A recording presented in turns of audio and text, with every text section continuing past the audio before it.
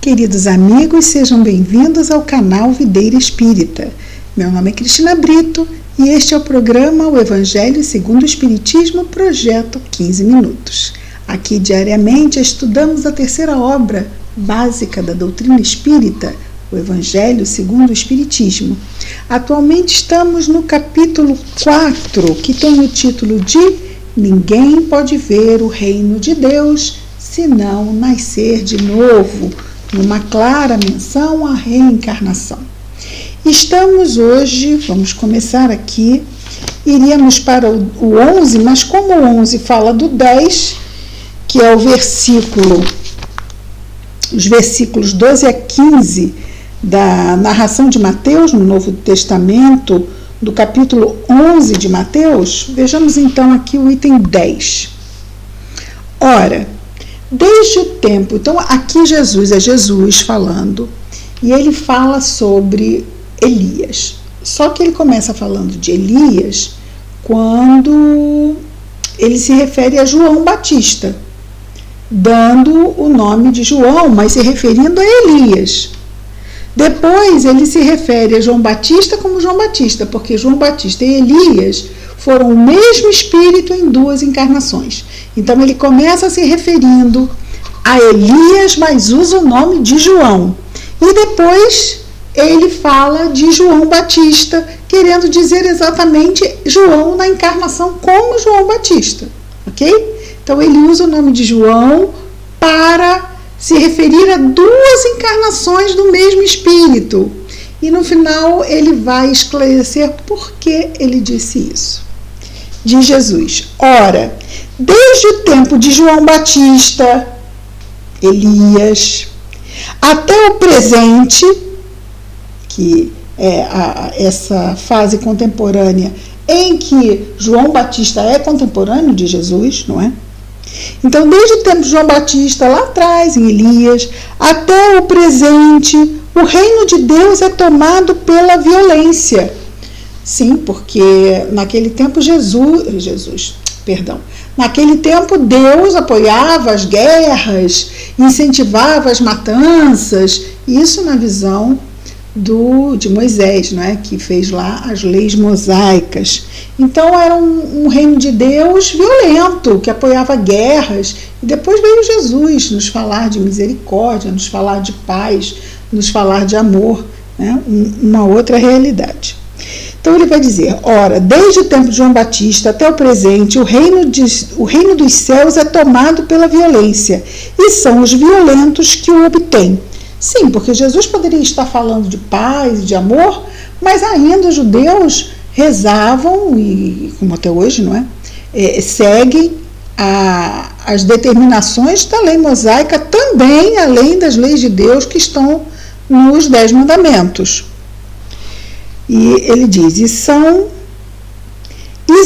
os violentos que o obtêm, no caso o reino dos céus. Porque até João, e aí ele quer falar de João mesmo, João Batista, né? Esse espírito como João Batista, porque até João todos os profetas, assim também como a lei, profetizaram. João Batista também era tido como profeta, já que ele anunciava a chegada do Messias. Então João Batista também era tido como profeta, como Elias também o foi. E se quereis compreender o que vos disse, porque ficou confuso, né? Como assim, desde o tempo de Elias até agora, e agora de novo João lá, João aqui?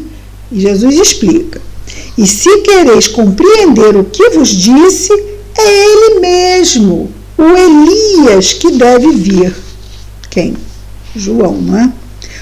Ouça aquele que tem ouvidos de ouvir.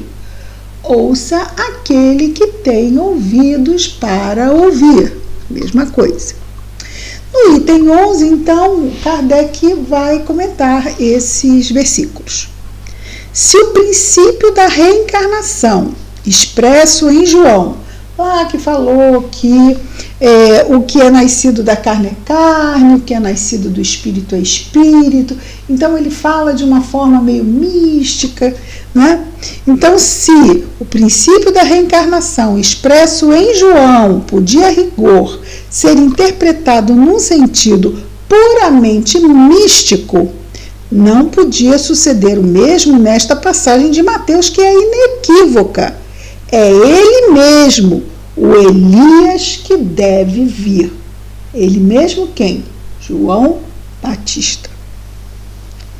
Não há aí nenhuma figura nem alegoria. Então Jesus faz uma afirmação taxativa, clara, objetiva. Não há aí nem figura nem alegoria. É uma afirmação positiva. Desde o tempo, aí ele repete, desde o tempo de João Batista até o presente, o reino dos céus é tomado pela violência. O que significam essas palavras, uma vez que João Batista vivia ainda naquele momento? João ainda não havia sido decapitado, não é? Jesus as explica dizendo, se quereis compreender o que vos disse, é ele mesmo, o Elias, que deve vir. Porque havia sido profetizado, não é, que haveria, que Elias retornaria e que anunciaria, seria o precursor, né? Se quereis compreender o que vos disse, é ele mesmo, Elias, que deve vir. Ora, João, não sendo outro senão Elias, Jesus faz alusão ao tempo em que João vivia sob o nome de Elias. Até o presente, voltam as aspas, até o presente o reino de Deus é tomado pela violência. Fecha aspas. Kardec comenta. Até o presente, esse versículo é uma outra alusão à violência da lei mosaica que ordenava o extermínio dos infiéis para ganhar a terra prometida, paraíso dos hebreus, enquanto que, segundo a nova lei, que é o Evangelho, o céu se ganha pela caridade e pela doçura. Afinal, os mansos herdarão a terra. Né? Depois ele ajunta, Jesus, diz Kardec, aí de novo abrindo aspas, ouça quem tem ouvidos para ouvir, fecha aspas. Estas palavras, tão frequentemente repetidas por Jesus, dizem claramente que todo mundo não estava em condições de compreender certas verdades. Então, ouvir é compreender. Entenda quem tiver condições de compreender. Naquela época, vamos dizer que os mais estudiosos, aprofundados na lei, na Torá, tinham condições de entender. O povo ainda tinha noções muito vagas e imperfeitas da reencarnação, né? Mas, com o tempo, e ele mesmo prometeu, a vinda do outro Consolador, e nós temos aí a doutrina espírita nos esclarecendo a miúde sobre a reencarnação. Então, isto realmente, a terceira revelação nos traz uma gama de informações riquíssimas, né, e indispensáveis ao nosso entendimento para termos esses ouvidos de ouvir aqui que Jesus nos diz. No item 12 nós temos o seguinte: aqueles do vosso povo que se... Agora, de novo, temos não Novo Testamento, Velho Testamento. Nós vamos ver aqui uma fala de Isaías, que é um profeta, no capítulo 26, no versículo 19, no Velho Testamento, Isaías, no livro de Isaías, nós vamos ver: aqueles do vosso povo que se tenham feito morrer, desencarnaram, viverão de novo. Aqueles do vosso povo que que se tenham feito morrer, ou seja, que morreram, né, na guerra ou em qualquer outra situação, viverão de novo. Aqueles que estavam mortos ao redor de mim ressuscitarão. Então, de novo, tendo aquele entendimento que para os hebreus, reencarnação e ressuscitação é a mesma coisa. Despertai do vosso sono e cantai louvores a Deus, vós que habitais na poeira. Então, quando nós estamos reencarnados, é como nós estivéssemos num sonho, vivendo uma outra realidade. E estamos. Nós assumimos essa personalidade como se fosse a nossa única vida. Não é? Como se nada tivesse vindo antes, nada virá depois. Nós estamos aqui mergulhados na materialidade, vivendo essa história com os nossos, não é? Nossos filhos, nossa casa, nosso emprego, nosso isso, nosso aquilo, como se aquilo fosse realmente algo assim eterno. E não é, né? Só de uma encarnaçãozinha. Então, ele diz: despertai do vosso sono e cantai os louvores de Deus, vós que habitais na poeira. O que é essa poeira? É a materialidade, é o símbolo, né? A poeira é símbolo de materialidade. A poeira não está no mundo espiritual, a poeira está aqui no mundo material. Então, nós que habitamos a poeira somos nós encarnados. Esse sono da materialidade, o Espiritismo nos traz isso, né? Esse despertamento do sono da materialidade. Comentando no Livro dos Espíritos, a questão, se eu não me engano, é 600, quando me trair, mas é fácil de achar porque o comentário é bem grande.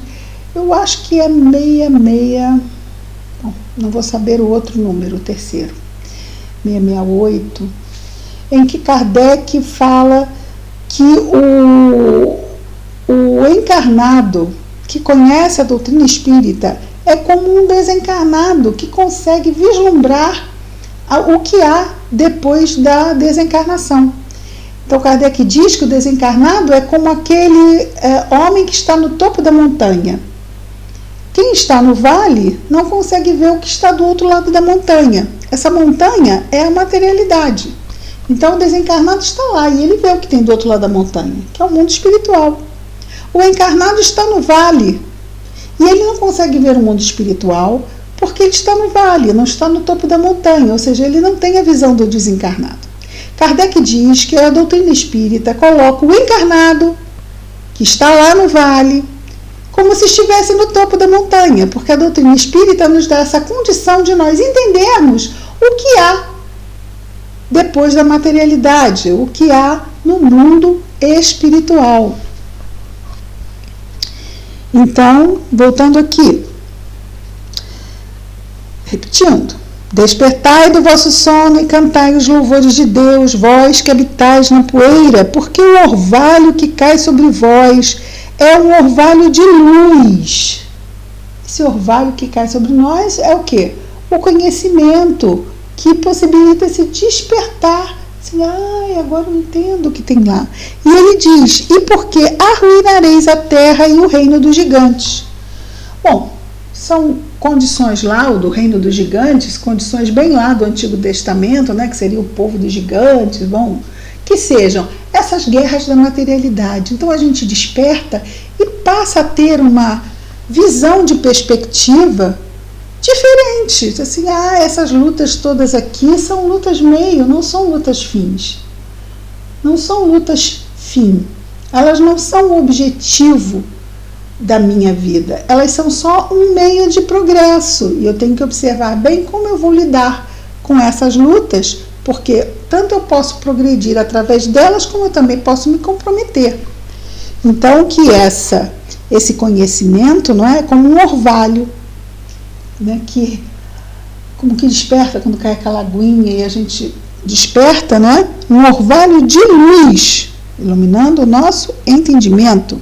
E porque, dessa forma, então, arruinareis a terra e o reino dos gigantes. Passaremos a ter, então, uma outra visão e um outro entendimento realmente do que é essa materialidade. Bom, Vejamos rapidamente aqui, ele diz, esta passagem de Isaías também é bem explícita. E aí ele bota de novo entre aspas. Aqueles do vosso povo que se tenham feito morrer viverão de novo. Se o profeta Isaías pretendesse falar da vida espiritual, se quisesse dizer que aqueles que se tenham feito morrer não estavam mortos em espírito, eles teriam dito, vivem ainda. Se ele quisesse dizer, olha, eles morreram aqui, mas continuam vivos lá, ele teria dito, vivem ainda e não viverão de novo. Porque fica parecendo que é o que ele vai dizer aqui. E não viverão de novo. No sentido espiritual, essas palavras seriam um contrassenso que implicaria uma interrupção na vida da alma. Imagina, eles estão lá, estão vivendo, mas não estão vivendo, vão voltar a viver lá. Então, peraí, vai ter uma solução de continuidade? Vai ter uma interrupção dessa vida no mundo espiritual? Da vida? Não, não vai ter interrupção nenhuma. Eles voltarão a viver, quer dizer que eles vão reencarnar. É o que Kardec está querendo aqui dizer. Vejamos a continuidade da sua explicação. No sentido de regeneração moral, elas seriam a negação das penas eternas, uma vez que estabelecem em princípio que todos aqueles que estão mortos reviverão. Muito bem. Então, não tem penas eternas, porque se vão reviver, vão poder o quê? Reparar os malfeitos que fizeram quando estavam encarnados, reencarnando. Então, no sentido da regeneração moral, elas seriam uma negação das penas eternas, uma vez que estabelece em princípio que todos que estão mortos reviverão. Se reviverão, vamos retornar às nossas histórias. Claro, em outros contextos, mas vamos retornar à história do espírito imortal e das suas necessidades reencarnatórias de aprendizado, vamos dizer assim, do aprendizado da vivência das leis de Deus que está na nossa consciência, mas nós temos que trazer a plena consciência através da prática as leis de Deus, e é isso que efetivamente nos dá esse ganho moral, esse amadurecimento, essa luz, não é? Fazei brilhar a vossa luz, como Jesus nos disse. E nós vamos encerrar por hoje. Amanhã damos continuidade. Que Jesus nos abençoe a todos. Amanhã estaremos de volta com o projeto quase 15 minutos. O Evangelho segundo o Espiritismo. Muita paz a todos.